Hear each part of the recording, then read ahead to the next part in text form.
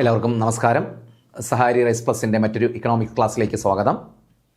അപ്പോൾ നമ്മൾ ഡിസ്ട്രിബ്യൂഷനെ കുറിച്ചാണ് പഠിച്ചുകൊണ്ടിരുന്നത് അല്ലേ, തിയറീസ് ഓഫ് ഡിസ്ട്രിബ്യൂഷൻ. അപ്പോൾ എന്താണ് നമുക്ക് മറ്റ് കുറച്ച് തിയറീസ് കൂടെ അതിനകത്ത് പഠിക്കാനുണ്ട്, നമുക്ക് നോക്കാം. അപ്പോൾ തിയറി ഓഫ് ഡിസ്ട്രിബ്യൂഷൻ, ആദ്യം നമ്മൾ എന്താണ് തിയറി ഓഫ് ഡിസ്ട്രിബ്യൂഷൻ എന്താണെന്ന് ഡിസ്കസ് ചെയ്തിട്ട് മറ്റ് തിയറിയിലേക്ക് പോകാം. നോക്ക്, the theory of distribution explains how total output or income or wealth is distributed among the individuals or factors of production like land, labor and capital. അപ്പോൾ എന്താണ് തിയറി ഓഫ് ഡിസ്ട്രിബ്യൂഷൻ പറയുന്നത്? Theory of distribution explains how total output or income or wealth. How എങ്ങനെയാണ് total output, income അല്ലെങ്കിൽ wealth, means national output, national income അല്ലെങ്കിൽ national wealth എല്ലാം ഒന്ന് തന്നെയാണ്. ഇതെങ്ങനെയാണ് ഡിസ്ട്രിബ്യൂട്ട് ചെയ്യപ്പെടുന്നത്? ആർക്കിടയിൽ? എമംഗ് ഇൻഡിവിജ്വൽസ്, വ്യക്തികൾക്കിടയിൽ അല്ലേ, രാജ്യത്തെ വ്യക്തികൾക്കിടയിൽ. ഓർ ഫാക്ടേഴ്സ് ഓഫ് പ്രൊഡക്ഷൻ, അല്ലെങ്കിൽ ആർക്കിടയിൽ? Factors of production. കാരണം ഫാക്ടേഴ്സ് ഓഫ് പ്രൊഡക്ഷൻ്റെ ഓണേഴ്സ് എന്ന് വെച്ചാൽ ഇൻഡിവിജ്വൽസ് ആണല്ലോ. അപ്പോൾ അവർക്കിടയിൽ അല്ലെങ്കിൽ വ്യക്തികൾക്കിടയിൽ എങ്ങനെയാണിത് വിതരണം ചെയ്യപ്പെടുന്നത്? ഏത് രൂപത്തിൽ? ഫാക്ടേഴ്സ് ഓഫ് പ്രൊഡക്ഷൻ ഇടയിലാണെങ്കിൽ ലാൻഡ്, ലേബർ, ക്യാപിറ്റൽ അല്ലേ, ലാൻഡ്, ലേബർ ആൻഡ് ക്യാപിറ്റൽ. ഇങ്ങനെയുള്ള ഫാക്ടേഴ്സ് ഓഫ് പ്രൊഡക്ഷൻ ഇടയിൽ എങ്ങനെയാണ് ഇത് വിതരണം ചെയ്യപ്പെടുന്നത്, നാഷണൽ ഔട്ട്പുട്ട്, നാഷണൽ ഇൻകം വിതരണം ചെയ്യപ്പെടുന്നത് എന്നതാണ് തിയറി ഓഫ് ഡിസ്ട്രിബ്യൂഷൻ പ്രതിപാദിക്കുന്നത്. Okay, it is also known as theory of factor pricing. Theory of distribution നമുക്ക് എന്തെന്ന് വിളിക്കാം? തിയറി ഓഫ് ഫാക്ടർ പ്രൈസിംഗ് എന്ന് വിളിക്കാം. Factor pricing, theory of factor pricing എന്നും ഏതറിയപ്പെടുന്നുണ്ട്? Theory of distribution. കാരണം എന്താണ്? ഫാക്ടേഴ്സ് ഓഫ് പ്രൊഡക്ഷനിൽ നാഷണൽ ഇൻകത്തിന്റെ ഡിസ്ട്രിബ്യൂഷൻ ആണ്. ഇപ്പോൾ ഫാക്ടേഴ്സ് ഓഫ് ഇപ്പോൾ ലാൻഡിന് റെന്റ് ആയിട്ട്, ലേബേഴ്സിന് പിന്നെ വേജസ് ആയിട്ട്, ക്യാപിറ്റൽ ഇൻട്രസ്റ്റ് ആയിട്ട്, ഓർഗനൈസർക്ക് പ്രോഫിറ്റ് ആയിട്ടൊക്കെയാണ് നാഷണൽ ഔട്ട്പുട്ട് കിട്ടുന്നത്. അപ്പോൾ ഈ നാഷണൽ ഔട്ട്പുട്ട് ഓരോരുത്തർക്കും ഓരോ പങ്ക് കിട്ടുന്നു. അപ്പോൾ അത് അവരുടെ പ്രൈസ് കൂടിയാണ്. അപ്പോൾ അതുകൊണ്ട് ഇതിനെ എന്തെന്ന് വിളിക്കുന്നു? ഫാക്ടർ പ്രൈസിംഗ് എന്നും വിളിക്കുന്നു. തിയറി ഓഫ് ഫാക്ടർ പ്രൈസിംഗ് എന്നും അറിയപ്പെടുന്നുണ്ട്? തിയറി ഓഫ് ഡിസ്ട്രിബ്യൂഷനെ അറിയപ്പെടുന്നുണ്ട്.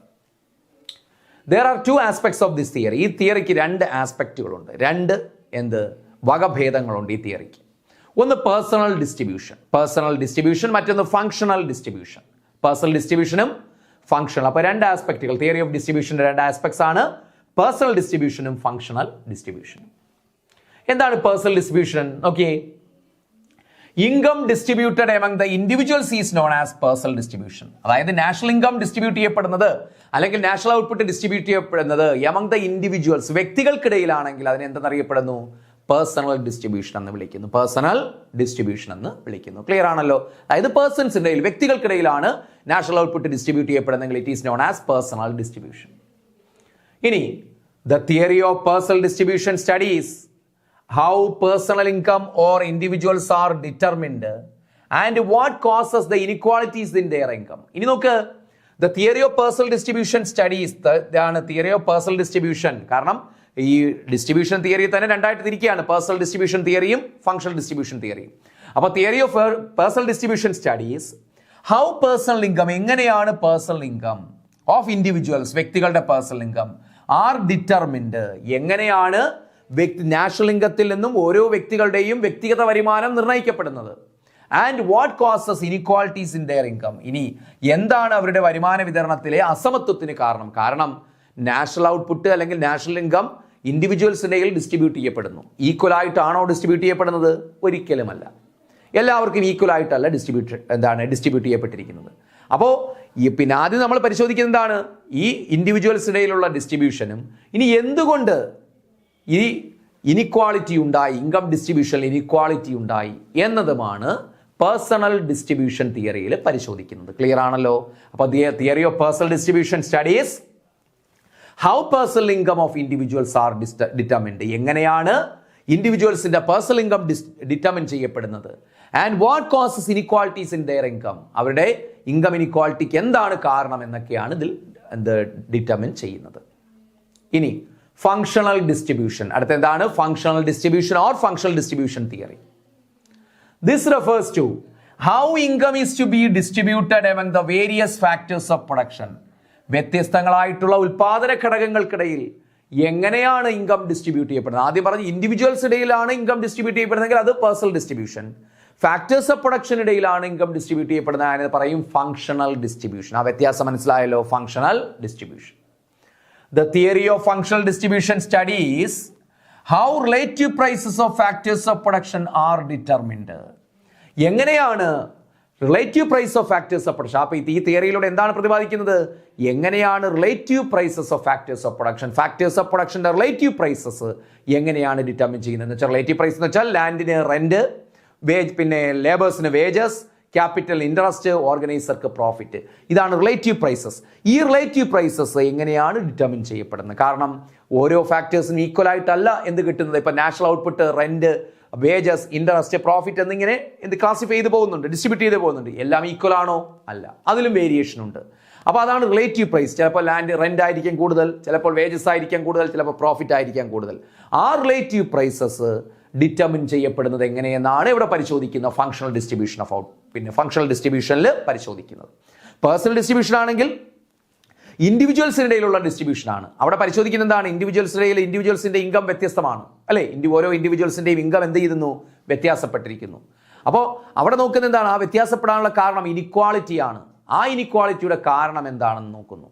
അസമത്വത്തിന്റെ കാരണം എന്താണ്? ഇവിടെ എന്താണ്? Factor pricing. അതുകൊണ്ടാണ് നമ്മൾ ആദ്യം പറഞ്ഞത് theory of functional distribution, theory of distribution is also called factor pricing, theory of factor pricing, theory of factor pricing എന്ന് അറിയപ്പെടുന്നത്. ഓക്കെ, ഇനി in the theory of distribution we depict, theory of distribution നമ്മൾ depict, ചിത്രീകരിക്കുന്നു, അല്ലെങ്കിൽ പിന്നെ പറയുന്നു എന്ത്? The prices of the services rendered by the factors of production and not the factors of production. അപ്പൊ നോക്ക്, in the theory of distribution we depict, theory of ഡിസ്ട്രിബ്യൂഷനിൽ നമ്മൾ ചിത്രീകരിക്കുന്നു എന്ത്? The prices of the services rendered by the factors of production, the prices of the services rendered by the factors of production and not the factors of production. അപ്പോൾ ഈ theory of distribution അല്ലെങ്കിൽ functional theory of ഡിസ്ട്രിബ്യൂഷനിൽ we depict, നമ്മൾ ചിത്രീകരിക്കുന്ന ഒരു കാര്യമുണ്ട്. എന്ത്? Prices of the services rendered by the factors of production, prices of the services rendered by the factors. എന്തിനെ കുറിച്ചാണ് പ്രതിപാദിക്കുന്നത്? Prices of the services rendered by the factors of production. Factors of പ്രൊഡക്ഷന്റെ സർവീസിന്റെ പ്രൈസ് ആണ്, ലാൻഡിന്റെ സർവീസിന്റെ price ആണ്, ലേബേഴ്സിന്റെ service price ആണ്, ഓർഗനൈസറുടെ service price ആണ്. എന്ന് വെച്ചാൽ നമ്മുടെ ഇക്കണോമിക് ആക്ടിവിറ്റി, രാജ്യത്ത് നടക്കുന്ന ഇക്കണോമിക് ആക്ടിവിറ്റിയിൽ ഈ ഫാക്ടേഴ്സ് ഓഫ് പ്രൊഡക്ഷൻ പാർട്ടിസിപ്പേറ്റ് ചെയ്യും. അപ്പോൾ അതിന് സർവീസ് എന്ന് പറയാം, അവരുടെ സർവീസ്. ആ സർവീസിന് കൊടുക്കുന്ന റെമ്യൂണറേഷൻ ആണ് ഇവിടെ പറയുന്നത്, ഫങ്ഷണൽ ഡിസ്ട്രിബ്യൂഷനിൽ പറയുന്നത്. And not the factors of production, അല്ലാതെ നേരിട്ട് ആർക്ക് കൊടുക്കുന്നതല്ല, ഫാക്ടേഴ്സ് ഓഫ് പ്രൊഡക്ഷൻ. അതായത് ഫാക്ടേഴ്സ് ഓഫ് പ്രൊഡക്ഷന്റെ എന്തിനു കൊടുക്കുന്നതാണ്? ഇപ്പൊ ലാൻഡിനും ലേബറിനും ക്യാപിറ്റലിനും ഓർഗനൈസേഷനും കിട്ടുന്നു, പക്ഷെ അവർക്ക് നേരിട്ട് കിട്ടുന്നു എന്ന് പറയുമ്പോൾ ഇവർക്ക് നേരിട്ട് ഫാക്ടേഴ്സ് ഓഫ് പ്രൊഡക്ഷൻ ഡയറക്ട്ലി കിട്ടുകയല്ല, പിന്നെയോ അവരുടെ സർവീസിനാണ് കിട്ടുന്നത്. ഇപ്പൊ ആരുടെ സർവീസ് ആണോ, ഏത് ഫാക്ടർ ഓഫ് പ്രൊഡക്ഷന്റെ സർവീസ് ആണോ കൂടുതൽ, അവർക്ക് കൂടുതൽ എന്ത് കിട്ടും? റെമ്യൂണറേഷൻ കിട്ടും, അല്ലെങ്കിൽ നാഷണൽ ഇൻകത്തിന്റെ പോർഷൻ എന്തായിരിക്കും? കൂടുതലായി. അപ്പോൾ ഫാക്ടേഴ്സ് ഓഫ് പ്രൊഡക്ഷൻ അല്ല കിട്ടുന്നത്, പിന്നെയോ ഫാക്ടേഴ്സ് ഓഫ് പ്രൊഡക്ഷന്റെ സർവീസിനാണ് എന്ത് കിട്ടുന്നത്? ഈ നാഷണൽ ഇൻകത്തിന്റെ ഭാഗം കിട്ടുന്നത്. ക്ലിയർ ആണല്ലോ? ഇതാണ് ഫങ്ഷണൽ ഡിസ്ട്രിബ്യൂഷൻ ഓഫ് ഔട്ട്പുട്ടിൽ പറയുന്നത്. ഇനി നമ്മൾ ഇതിനകത്ത് ഏറ്റവും പ്രധാനപ്പെട്ട ഒരു തിയറിയാണ്, ഒത്തിരി തവണ ഇന്ന് ക്വസ്റ്റ്യൻ വന്നിട്ടുണ്ട്, marginal productivity theory of distribution. Marginal productivity theory of distribution. എന്താണ് marginal productivity theory of distribution? ഇതിൽ ഏറ്റവും പ്രധാനപ്പെട്ട തിയറിയിൽ ഒന്നാണ്, ഡിസ്ട്രിബ്യൂഷൻ തിയറിയിൽ ഒന്നാണ്. നോക്കാം. The marginal productivity theory of distribution is the general theory of factor pricing, as it can be used to determine price of any factor of production. Okay? The marginal productivity theory of distribution is the general theory of factor pricing. Factor pricing, factors in the price determination. അതായത് ഫാക്ടേഴ്സിന്റെ price determination എന്ന് വെച്ചാൽ അറിയാമല്ലോ, ലാൻഡിന് rent, ലേബേഴ്സിന് wages, ഇങ്ങനെയുള്ള determination, അതാണ് factor pricing. ആ factor പ്രൈസിങ്ങിന്റെ ഒരു ജനറൽ തിയറിയാണ്. എന്തുകൊണ്ടാണ് അങ്ങനെ പറയുന്നത്? As it can be used to determine price of any factors of production. കാരണം ഈ മാർജിനൽ പ്രൊഡക്ടിവിറ്റി തിയറി അനുസരിച്ച് ഏതൊരു ഫാക്ടേഴ്സ് ഓഫ് പ്രൊഡക്ഷന്റെയും പ്രൈസ് നമുക്ക് ഡിറ്റർമിൻ ചെയ്യാൻ സാധിക്കും. അപ്പോൾ ഫാക്ടേഴ്സ് ഓഫ് പ്രൊഡക്ഷന്റെ പ്രൈസ് കൃത്യമായിട്ട് ഡിറ്റർമിൻ ചെയ്യാൻ വേണ്ടി കൊണ്ടുവന്നിരിക്കുന്ന ഒരു തിയറിയാണ് ഏത്? Marginal productivity theory of distribution. Marginal productivity theory of distribution എന്ന് പറയാം. അപ്പോൾ ഓർക്കുക, marginal productivity theory of distribution എന്തിനു വേണ്ടിയാണ് യൂസ് ചെയ്യുന്നത്? ഫോർ ഡിറ്റർമിനേഷൻ അല്ലെങ്കിൽ for determining factor prices. For determining factor prices. Okay. The theory was systematically evaluated by J.B. Clark. ഇത് വളരെ സിസ്റ്റമാറ്റിക് ആയിട്ട് ഇവാലുവേറ്റ് ചെയ്തത് അല്ലെങ്കിൽ കൊണ്ടുവന്നത് ആരാണ്? JB ക്ലാർക്ക് എന്ന് പറയുന്ന ഇക്കോണമിസ്റ്റ് ആണ്, JB ക്ലാർക്ക്. അപ്പോൾ marginal productivity theory is associated with JB Clark. ഇതിനെക്കുറിച്ച് ഒരുപാട് ഇക്കോണമിസ്റ്റുകൾ പ്രതിപാദിച്ചിട്ടുണ്ട്, എങ്കിലും സിസ്റ്റമാറ്റിക് ആയിട്ടുള്ള രീതിയിൽ ഈ തിയറി പ്രതിപാദിച്ചത് ആരാണ്? JB ക്ലാർക്ക് ആണ്. Okay. According to this theory, the remuneration of a factor of production will be equal to its marginal productivity. ഈ തിയറി അനുസരിച്ച് പറയുകയാണെങ്കിൽ, according to this theory, the remuneration of a factor of production, factor of productionന്റെ remuneration അല്ലെങ്കിൽ factor price എന്ന് പറയുന്നത് will be equal to the marginal productivity. വളരെ വളരെ പ്രധാനപ്പെട്ട ഒരു സ്റ്റേറ്റ്മെന്റ് ആണ്. ഇതിനെ ബേസ് ചെയ്ത് ക്വസ്റ്റ്യൻ കാണും. അപ്പോൾ എന്താണ്? according to this theory, according to marginal productivity theory, remuneration പ്രതിഫലം of a factor അല്ലെങ്കിൽ of a factor of production, factor of production will be equal to its marginal productivity. എന്തിന് തുല്യമായിരിക്കും? മാർജിനൽ, അവരുടെ ആ ഫാക്ടർ ഓഫ് പ്രൊഡക്ഷന്റെ മാർജിനൽ പ്രൊഡക്ടിവിറ്റിക്ക് തുല്യമായിരിക്കും. അപ്പോൾ ഒരു ഫാക്ടറിന് നമ്മൾ കൊടുക്കുന്ന, ഇപ്പോൾ ലാൻഡിന് നമ്മൾ കൊടുക്കുന്ന റെന്റ്, ലേബേഴ്സിന് കൊടുക്കുന്ന വേജസ്, ഇതെന്ന് പറയുന്നത് എന്തിന് തുല്യമായിട്ടാണ് നമ്മൾ കൊടുക്കുന്നത്? അവരുടെ മാർജിനൽ പ്രൊഡക്ടിവിറ്റിക്ക് തുല്യമായിട്ട്.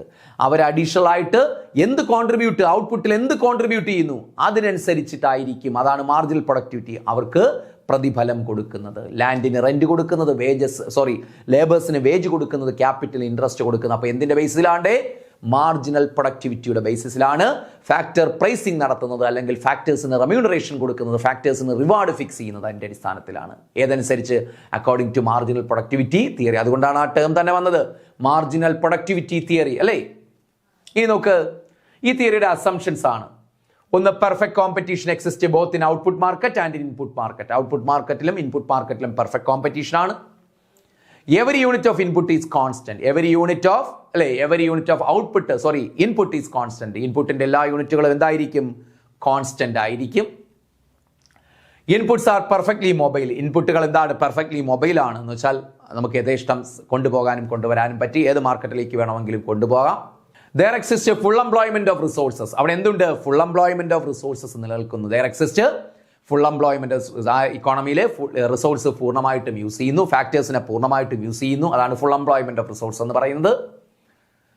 Employer can measure the marginal product of an input in advance. ഇനി മറ്റൊന്നാണ്, എംപ്ലോയർക്ക്, തൊഴിൽ ദാതാവിന് ensure marginal product of input in advance, മുൻകൂട്ടി എന്ത് ചെയ്യാൻ പറ്റും? മാർജിനൽ പ്രോഡക്റ്റ് മെഷർ ചെയ്യാൻ സാധിക്കും. ഒരു ഫാക്ടറിന്റെ മാർജിനൽ പ്രോഡക്റ്റ് എംപ്ലോയർക്ക് മുൻകൂട്ടി നിശ്ചയിക്കാൻ കഴിയും എന്നാണ് അസ്യൂം ചെയ്തിരിക്കുന്നത്. Law of variable proportion operates. Short റണ്ണിലെ തിയറി നമ്മൾ പഠിച്ചതാണ്. ലോ ഓഫ് വേരിയബിൾ പ്രൊപ്പോർഷൻ ഇവിടെ ഓപ്പറേറ്റ് ചെയ്യുന്നു. Firm hires input with objective of profit maximisation. ഇവിടെ ഓരോ ഫേംസും ഇൻപുട്ട് അല്ലെങ്കിൽ ഫാക്ടേഴ്സ് വാങ്ങുന്നത് ഏത് ലക്ഷ്യത്തോടു കൂടിയാണ്? പ്രോഫിറ്റ് മാക്സിമൈസേഷൻ എന്ന ലക്ഷ്യത്തോടു കൂടിയാണ്. ഇത്രയുമാണ് ഇതിന്റെ അസംഷൻസ് എന്ന് പറയുന്നത്. ഏതൊക്കെയാണ് അസംഷൻസ് എന്നുകൂടി നോക്കാം. Perfect competition exist both in output market and in input market. Every unit of input is constant. Our inputs are perfectly mobile. There exists a full employment of resources. Employer can measure the marginal productivity of input in advance. Law of variable proportion operates. The firm hires inputs with an objective of profit maximization. ഇത്രയുമാണ് ഇതിന്റെ പ്രധാനപ്പെട്ട assumptions എന്ന് പറയുന്നത്. ഇനി നോക്ക്, JB Clark's marginal productivity theory of distribution states that price of any input is determined according to the marginal product of that input. അപ്പോൾ വേറൊന്നുമില്ല, JB ക്ലാർക്കിന്റെ മാർജിനൽ പ്രൊഡക്ടിവിറ്റി തിയറി പറയുന്നത് പ്രൈസ് ഓഫ് എനി ഇൻപുട്ട്, ഏതൊരു ഇൻപുട്ടിന്റെയും price നമുക്ക് determine ചെയ്യാൻ പറ്റും according to the marginal product of that input. ആ ഇൻപുട്ടിന്റെ മാർജിനൽ പ്രോഡക്റ്റിന്റെ ബേസിസിൽ ഏതൊരു ഇൻപുട്ടിന്റെയും ഏതൊരു ഫാക്ടറിന്റെയും പ്രൈസ് നമുക്ക് ഡിറ്റർമിൻ ചെയ്യാൻ പറ്റും ഓൺ ദ ബേസിസ് ഓഫ്, എന്തിന്റെ അടിസ്ഥാനത്തിലാണ്? On the basis of marginal product, it's marginal product, ആ ഫാക്ടറിന്റെ മാർജിനൽ പ്രോഡക്റ്റിന്റെ അടിസ്ഥാനത്തിൽ. According to JB Clark, the price of ലേബറിന്റെ പ്രൈസ് ആണ് അറിയാലോ, wage rate, is determined by the volume of marginal product or the value of marginal physical product. പ്രധാനപ്പെട്ട ഒരു point ആണ്. ഇദ്ദേഹത്തിന്റെ അടിസ്ഥാനത്തിൽ അദ്ദേഹം ഒരു ഫാക്ടറിന് എക്സാമ്പിൾ ആയിട്ട് എടുക്കുന്നു. ഏത്? ലേബർ. പ്രൈസ് ഓഫ് ലേബർ അല്ലെങ്കിൽ wage rate is determined by the volume of marginal product. ലേബേഴ്സിന്റെ പ്രൈസ് ഡിറ്റർമിൻ ചെയ്യുന്നത് ആരാണ്? ഇതിന്റെ വോളിയം ഓഫ് മാർജിനൽ പ്രോഡക്റ്റ്, ലേബറിന്റെ മാർജിനൽ പ്രോഡക്റ്റ് ആണ്. അല്ലെങ്കിൽ എങ്ങനെ പറയാം? Or the value of marginal physical product, value of marginal physical product, VMP. Marginal product ആണെങ്കിൽ അതിൻ്റെ വാല്യൂ ആണ്, മണി വാല്യൂ എടുക്കുന്നു. അപ്പോൾ വാല്യൂ അല്ലെങ്കിൽ പിന്നെ ലേബറിൻ്റെ പ്രൈസ് അല്ലെങ്കിൽ വേജ് റേറ്റ് ഡിറ്റർമിൻ ചെയ്യുന്നത് ലേബേഴ്സിൻ്റെ മാർജിനൽ പ്രോഡക്റ്റ് ആയിരിക്കും, അല്ലെങ്കിൽ അതിൻ്റെ value of marginal product VMP എന്ന് ഡിനോട്ട് ചെയ്യും. അതിൻ്റെ വാല്യൂ ആയിരിക്കും, അതിനെ മണി ടേംസിൽ കൊണ്ടുവരുന്നു. Okay, since product market is characterised by perfect competition, നമ്മൾ ആദ്യമേ അസ്യൂം ചെയ്തു ഇൻപുട്ട് മാർക്കറ്റും ഔട്ട്പുട്ട് മാർക്കറ്റിലും പെർഫെക്റ്റ് കോമ്പറ്റീഷൻ ആണ്. അതുകൊണ്ട് value of marginal product of labour, ഇവിടെ നോക്ക് VMPL എന്ന് വെച്ചാൽ എന്താണ്? Value of marginal product VMP, value of marginal product ആരുടെ? ഓഫ് ലേബർ, അതാണ് VMPL. Value of marginal product എന്ന് വെച്ചാൽ VMP നമ്മൾ ആൾറെഡി പറഞ്ഞു. ആരുടെ വാല്യൂ ഓഫ് മാർജിനൽ പ്രോഡക്റ്റ് ആണ്? Of the labour. അപ്പോൾ VMPL, value of marginal product of labour. അതിനനുസരിച്ചിട്ടാണ് ലേബറിന്റെ എന്ത് നിശ്ചയിക്കുന്നത്? വേജ് റേറ്റ് നിശ്ചയിക്കുന്നത്, പ്രൈസ് നിശ്ചയിക്കുന്നത്. അപ്പോൾ ഇനി ഇതെങ്ങനെ value of marginal product of labour എങ്ങനെ കാണും?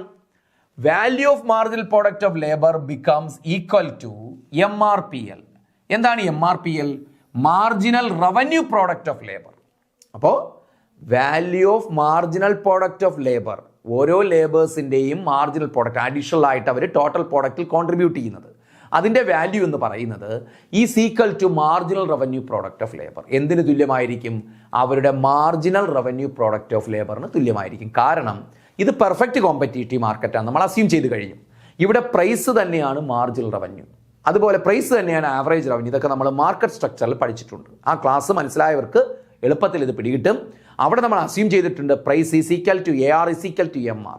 അതുകൊണ്ട് വാല്യൂ ഓഫ് മാർജിനൽ പ്രോഡക്റ്റ് എന്ന് പറയുന്നത് എന്തിനു തുല്യമായിരിക്കും? Marginal revenue. Value of marginal product of labour എടുത്തു കഴിഞ്ഞാലും marginal revenue product of labour എടുത്തു കഴിഞ്ഞാലും അതെന്തായിരിക്കും? തുല്യമായിരിക്കും. അപ്പോൾ VMPLും marginal revenue product of labour എന്ന് വെച്ചാൽ ഓരോ മാർജിനൽ പ്രോഡക്റ്റിൽ നിന്ന് കിട്ടുന്ന റവന്യൂ, അതാണ് marginal revenue product of labour. ഓരോ മാർജിനൽ പ്രോഡക്റ്റും ക്രിയേറ്റ് ചെയ്യുന്ന റവന്യൂ ആണ് മാർജിനൽ റവന്യൂ പ്രോഡക്റ്റ്. അത് ആരുടേതാണ്? ലേബറിൻ്റെ. അപ്പോൾ value of marginal product of ലേബറും മാർജിനൽ റവന്യൂ പ്രോഡക്റ്റ് ഓഫ് ലേബറും പെർഫെക്റ്റ് കോമ്പറ്റീഷനിൽ സെയിം ആണ്. ദസ് അതുകൊണ്ട് the wage rate of labour tends to become equal.